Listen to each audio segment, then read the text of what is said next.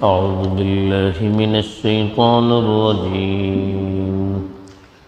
بسم الله الرحمن الرحيم. إن مثل عيسى عند الله كمثل آدم خلقه من تراب ثم قال له كن فيكون. الحق من ربك فلا تكونن من الممترين. الحمد لله رب العالمين والعاقبة للمتقين، والصلاة والسلام على سيد المرسلين خاتم النبيين محمد وعلى آله وصحبه أجمعين. أما بعد، اس سورت کی ابتدائی میں بتایا گیا تھا کہ اس سورت اس وقت نازل ہوئی تھی جب اللہ کے رسول کی خدمت میں عیسائی افراد کا ایک وفد حاضر ہوا تھا نجران سے، اور حضرت عیسیٰ علیہ السلام کے متعلق بہت ساری گفتگو ہوئی تھی، بہت سارے سوالات ہوئے تھے، دین کے متعلق بڑے سوالات کیے گئے تھے. تو اللہ تعالیٰ نے بہت سی ان کی غلط فہمیوں کا ان آیات میں ازالہ کیا تھا، جن کی صورت میں تلاوت کی گئی ہے. خاص طور پر ان کو غلط فہمی تھی کہ حضرت عیسیٰ علیہ السلام چونکہ بن باپ کے پیدا ہوئے، بغیر باپ کے اللہ کے حکم سے پیدا ہوئے تھے، تو لوگ کہتے تھے کہ غیر معمولی طریقے پر ان کی پیدائش ہوئی، اس لیے یہ عام انسانوں کی طرح نہیں ہو سکتے. جب انسانوں میں ان کا کوئی باپ نہیں ہے تو ہو نہ ہو اللہ ہی ان کا باپ ہو، تو وہ اللہ کی اولاد ہے، اللہ کے بیٹے ہیں. یہ ان کی غلط فہمی تھی، جس کی وجہ سے وہ حضرت عیسیٰ علیہ السلام کو خدا کا درجہ دیتے تھے اور ان کی سب پر برتری کے قائل تھے. تو قرآن میں جا بجا حضرت عیسیٰ علیہ السلام کو عبداللہ و رسول و کلمتہ کا، وہ اللہ کے بندے ہیں، اللہ کے رسول ہیں، اور اللہ کے ایک کلمہ یعنی اللہ کے حکم کے مطابق پیدا ہوئے ہیں. اور اسی طرح ابن مریم کہہ کر ان کو اللہ نے پکارا، مریم کے بیٹے، اللہ کے بیٹے نہیں کہا، تاکہ ان کی غلط فہمی دور ہو جائے. اور ان کے ہاتھوں سے بعض جو معجزے ہوئے تھے وہ بھی خود ان کی زبانی اللہ نے اقرار کروایا کہ یہ ساری چیزیں میں اللہ کے حکم سے، اس کے اشارے سے کرتا ہوں، اپنی طرف سے نہیں کرتا ہوں. تو یہ غلط فہمی ان کی دور کی.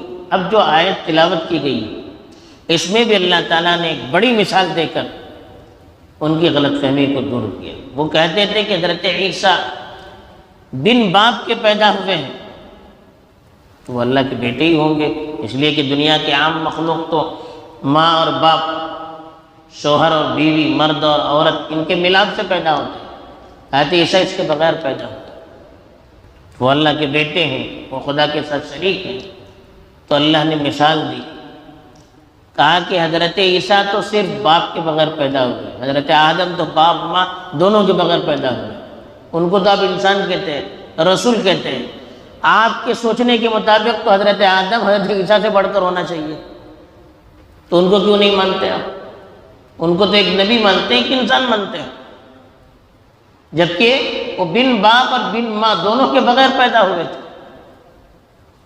تو آپ کی سوچنے کے اعتبار سے حضرت آدم، ان کا تو درجہ خدائی میں اور بڑا ہونا چاہیے تھا، لیکن ان کو تو اب انسان ہی مانتے ہیں. تو اس طرح سے جو ان کی سوچ تھی، انہی کی سوچ کے مطابق اللہ نے ایسا جواب دیا کہ وہ بالکل خاموش ہو گئے. تو اللہ نے یہ فرمایا کہ ان مثل عیسیٰ عند اللہ کمثل آدم، عیسیٰ کی مثال اللہ کے نزدیک آدم کی مثال کی طرح. آپ عیسیٰ علیہ السلام کو کہتے ہیں کہ بن باپ کے پیدا ہوئے تو وہ خدا ہے، تو آدم علیہ السلام تو بن باپ اور ماں دونوں کے بغیر پیدا ہوئے تھے. خلقہ من تراب، اس کو تو اللہ نے مٹی سے پیدا کیا. ثم قال له کن فیکون، پھر ان سے کہا ہو جا، وہ ہو گئے، نہ باپ کی ضرورت نہ ماں کی ضرورت۔ تو اللہ نے کہا کہ اس مثال کو آپ سامنے رکھیے، جب حضرت آدم کی مثال سامنے رہے گی تو پھر آپ کی غلط فہمی خود بخود دور ہو جائے گی۔ پھر رسول اللہ صلی اللہ علیہ وسلم کو خطاب کر کے فرمایا الحق من ربک، یہ حقائق تمہارے پروردگار کی طرف سے نازل کیے گئے۔ یعنی حضرت عیسیٰ کے سلسلے میں جو سچائی آپ کے سامنے بتائی گئی ان آیات میں، یہ اللہ کی طرف سے آپ کو بتائی جا رہی ہے، یہ آپ کی اپنی طرف سے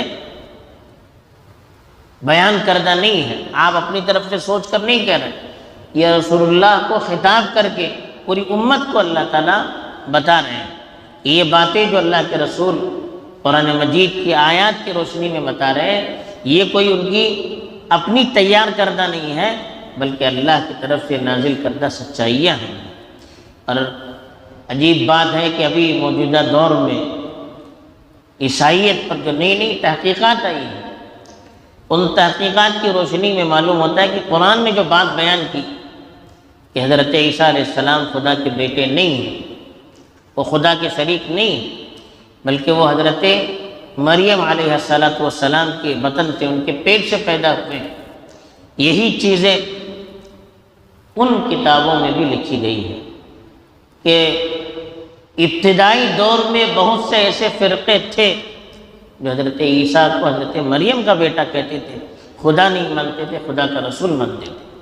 اور عیسائیوں میں ابتدائی دور میں 4 صدی میں، 2 صدی میں بہت سے ایسے مفکرین پیدا ہوئے، مصلحین پیدا ہوئے ان کے مذہبی اعتبار سے، جنہوں نے دعویٰ کیا کہ حضرت عیسیٰ یہ ایک انسان تھے اور ایک پاکیزہ عورت کے بدن سے پیدا ہوئے تھے، لیکن ان تحریکات کو دبایا گیا۔ تو قرآن نے اسی لیے کہا کہ یہ سچائیاں جو تمہارے پروردگار کی طرف سے ہیں فَلَا تَكُونَنَّ مِنَ الْمُمْتَرِينَ، تو آپ شک کرنے والوں میں شامل نہ ہو جائیے۔ اللہ کے رسول شک کریں اس کا تو کسی کو گمان بھی نہیں ہو سکتا، لیکن یہاں اللہ کے رسول کو خطاب کر کے پوری امت کو بتا دیا گیا کہ آپ ان اللہ کی باتوں پر یقین کیجئے، اس میں شک نہ کیجئے۔ ان کے اعتراضات کی وجہ سے یا ان کے عقائد کی وجہ سے وہ جس طرح سے اپنی بات کو گھما گھما کر پیش کر رہے ہیں اور آپ کو سمجھانے کی کوشش کر رہے ہیں، اس کی وجہ سے آپ اللہ نے جو حقائق آپ کے سامنے بتائے ہیں حضرت عیسیٰ علیہ السلام کے متعلق، آپ اس میں ذرہ برابر شک نہ کیجیے۔